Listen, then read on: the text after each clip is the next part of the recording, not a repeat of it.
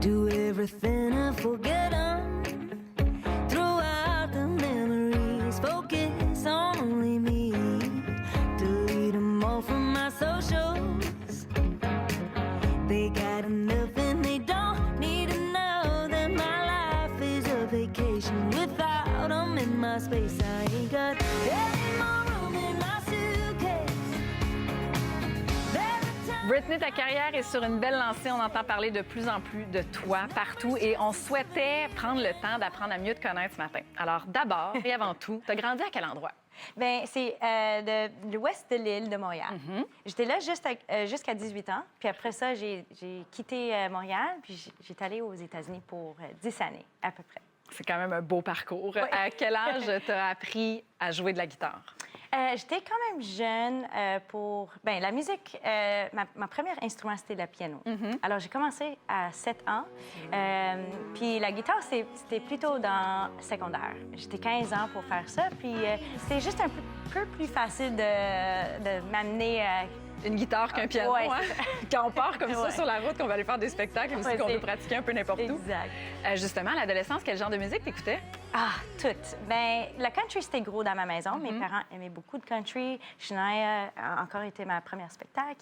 Mais aussi que la classique rock, c'était gros, la pop musique. J'étais vraiment... J'aime beaucoup de la musique, alors vraiment pas seulement un style. Mais puis tes inspirations viennent d'un peu partout, là, je m'en doute, Oui, c'est ça. assurément. Tu as étudié à Boston, Oui. au Berklee College of Music. C'est arrivé comment, ça, cette idée-là de dire Oh. je m'en vais aux États-Unis étudier? Bien, c'était un peu bizarre parce que j'étais au cégep. Puis pour moi, j'ai enregistré à McGill pour être un professeur d'histoire. Et c'était ça ou Berklee pour être auteure-compositrice. C'est deux univers complètement différents. Complètement différent. Et avec Berklee, c'était vraiment un signe. Si je suis acceptée là-bas, c'est un signe de faire. Je comprends. Mais j'ai été avec beaucoup d'amis des autres musiciens qui on a parlé de ça de Berklee et c'était vraiment cool de voir qu'il y avait un programme pour les auteurs-compositrices. Comme j'ai dit tantôt, c'est ma première amour d'écrire des chansons. Alors, ça a été déterminant. Ouais, pour toi, ça a été un moment comme clé dans ta vie. Oui, exact. Est-ce que déjà, en jeune âge, tu savais que tu voulais gagner ta vie avec la musique?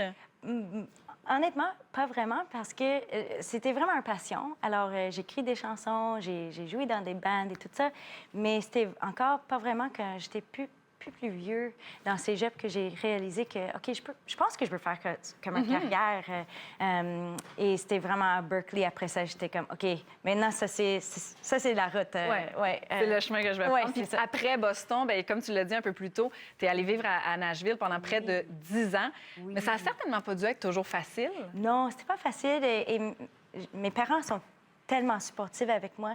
Et c'était vraiment un bel moment. Il m'a dit, OK, c'est tout. Si vous voulez aller là-bas à Nashville, t'es toute seule. Oh, wow. Oui, alors pour moi, j'étais comme, OK, je suis une adulte maintenant avec eux. Hein? Mais j'ai pris un petit job comme serveuse, puis à soirée, j'étais au spectacle, j'ai fait des petites sessions d'écriture avec des autres artistes et ça a commencé là-bas. Et tu as travaillé fort, oui, c'est ça qu'il faut dire. Oui, c'est ça. J'avais plein de jobs. J'étais comme serveuse, j'ai fait des babysitting, j'ai travaillé à un café, tout plein de jobs juste pour faire la musique. Alors, c'était dur.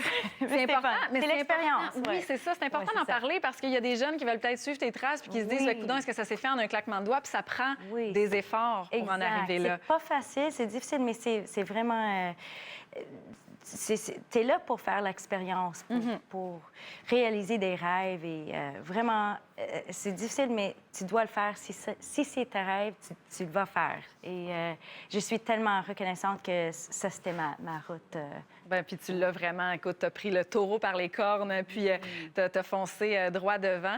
Il y a peut-être des gens qui te reconnaissent aussi de par le monde du sport. Oui. Parce que tu chantes l'hymne national aux Canadiens, au CF Montréal, aux Alouettes également. Mais c'est une passion que tu as aussi, le sport. Vraiment. Oui, j'aime le hockey. Les Canadiennes, c'est mon équipe préférée.